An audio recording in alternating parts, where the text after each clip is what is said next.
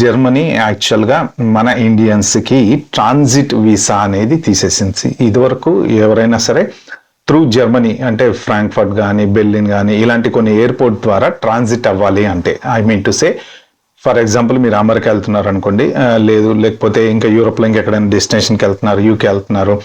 ఇప్పుడు మీరు ఇండియాలో బయలుదేరి ఒకవేళ వయా జర్మనీ కనుక వెళ్తున్నట్టయితే జర్మనీ ఎయిర్పోర్ట్లో మీరు ల్యాండ్ అవ్వాలి అంటే మీకు ట్రాన్సిట్ వీసా అనేది ఉండాలన్నమాట. జర్మనీ ట్రాన్సిట్ వీసా అవసరం లేదు అని చెప్పింది. చాలా మంది ఏమనుకుంటున్నారంటే వీసా ఫ్రీ ట్రావెల్ అనేసి ఒక కొంత ఇన్ఫర్మేషన్ సోషల్ మీడియాలో సర్క్యులేట్ అవుతుంది. అదేంటంటే అందరూ ఏమనుకుంటున్నారంటే ఇంకా మనము ఇండియన్ పాస్పోర్ట్ తోటి జర్మనీకి వెళ్ళేసి తిరిగేసి రావచ్చు అనుకుంటున్నారు.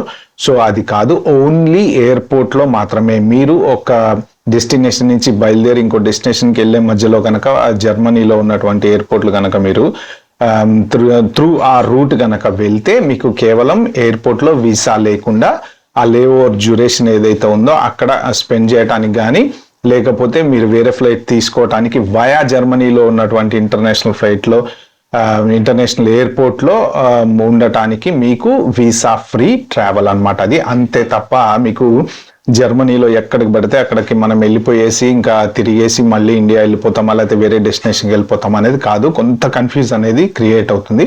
సో దాని గురించి నేను ఈ పర్టికులర్ వీడియోలో డీటెయిల్స్ అన్ని చెప్తాను, మీరైతే లాస్ట్ వరకు చూడండి.